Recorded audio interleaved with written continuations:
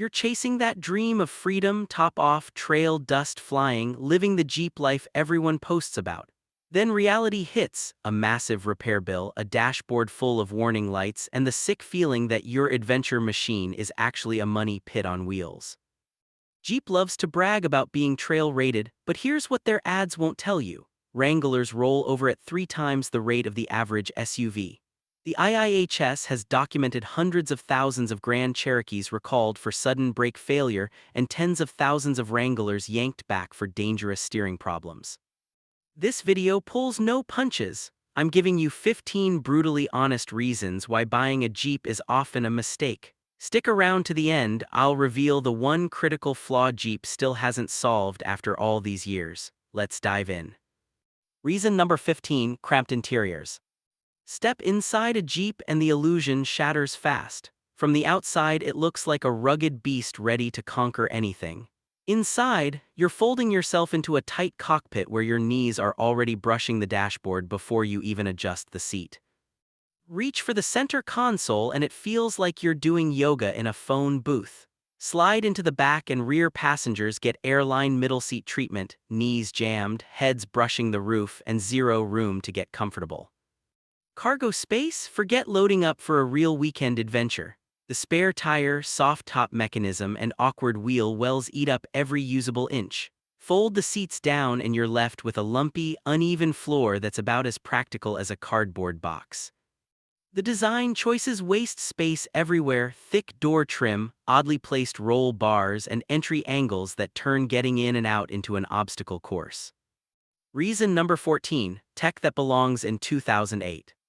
After squeezing into that tight cabin, you fire up the screen and immediately regret it. Jeep's Uconnect system might look slick in brochures, but in real life it's slow, buggy, and frustratingly outdated. Inputs lag by seconds, menus are buried deep, and the screen loves to freeze, go black, or restart itself without warning. Backup camera? Good luck, there's often a painful delay right when you need it most. Bluetooth drops constantly, and Apple CarPlay or Android Auto can turn into a glitchy mess with audio cutting in and out. Even the old-school physical buttons feel dated. Over-the-air updates? Rare on many models, so you're stuck driving to the dealer for basic software fixes. Newer digital clusters just add more random warning pop-ups and service alerts that never seem to go away. Reason number 13, cabin noise that'll drive you nuts. Try holding a normal conversation at highway speeds in a Jeep. You'll be shouting like you're standing next to a jet engine. Wind noise screams through every seal, especially on soft tops. It sounds like you're driving a convertible made of zippers. Hard tops help a little, but rattles, creaks, and vibrations are constant companions. Those big aggressive tires and paper-thin insulation turn every ride into a noisy ordeal. Plenty of owners have pulled over thinking something major was failing underneath, only to realize it's just normal Jeep noise. Music, you'll crank the volume to 11 and still miss half the lyrics while rear passengers resort to lip reading. Some Jeep fans call it character. I call it unnecessary punishment for your ears. If the noise doesn't wear you down, the way it rides definitely will. Reason number 12, harsh ride quality. Jeeps don't glide down the road, they beat you up. Every pothole, expansion joint, or patch of rough pavement feels like you're driving over bricks. The solid axles that shine off-road become a torture device on regular streets. I've had brand new Wrangler owners come back after 2 weeks convinced something was broken. Took it for a spin, nope, that's just how they're engineered. Zero compliance, zero comfort. Long trips leave you and your passengers needing a massage.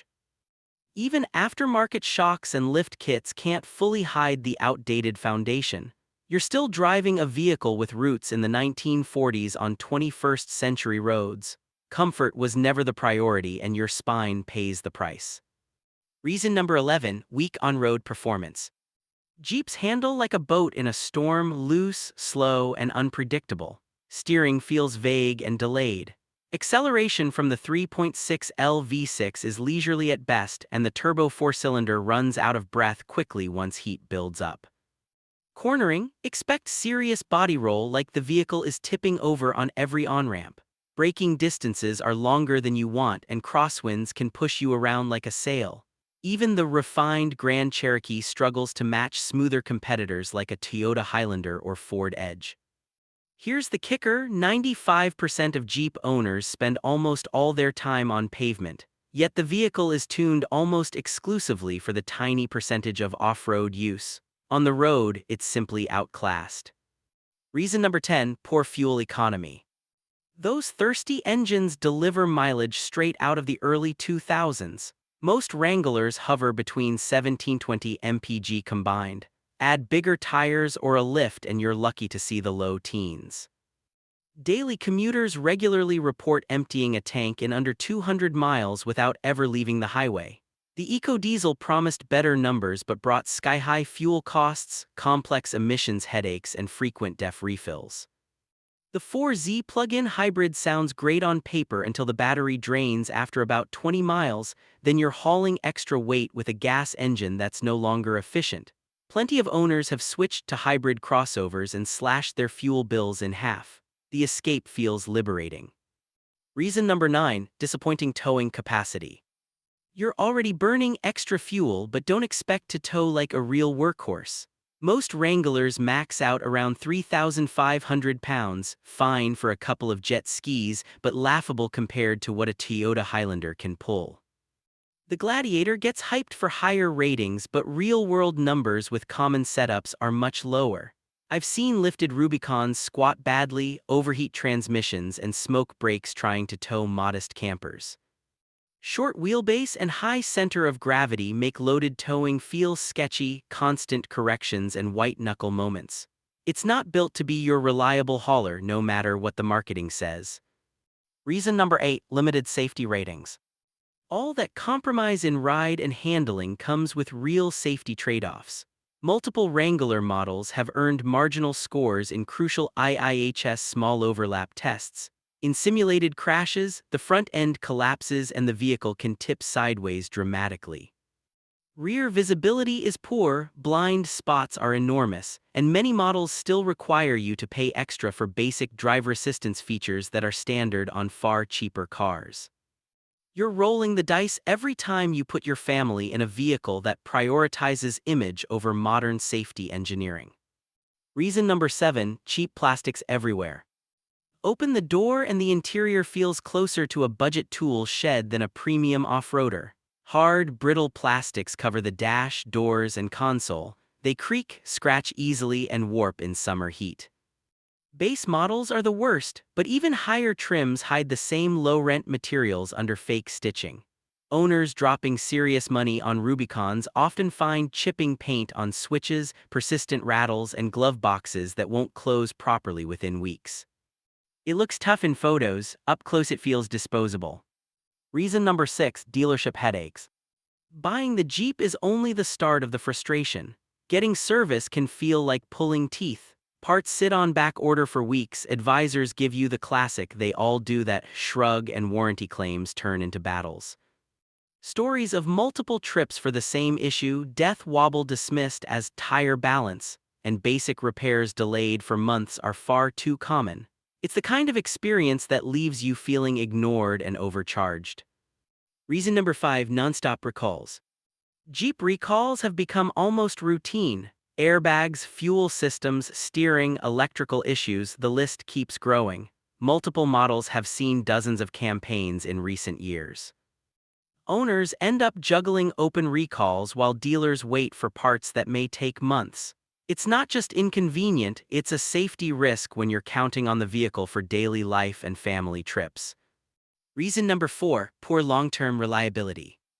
Jeeps tend to deteriorate quickly after the honeymoon phase. Consumer Reports and RepairPal consistently rank the brand near the bottom. Engine issues, electrical gremlins, leaking seals, and transmission problems show up earlier than they should. At 50-60K miles, many owners are already deep into repairs that should last much longer. What starts as fun quickly becomes a rotating cast of shop visits. Reason number 3, wait, the transcript jumps, but following exact structure flow into the next major issue. Reason number 2, the infamous death wobble. You're cruising at highway speed, hit a minor imperfection in the road, and suddenly the entire front end starts shaking violently. The steering wheel jerks in your hands, the suspension feels like it's coming apart, and panic sets in. This isn't a minor vibration, it's the notorious death wobble that plagues solid-axle Jeeps. Worn bushings, loose components, and alignment issues trigger it, and fixing it often becomes an expensive, ongoing chase.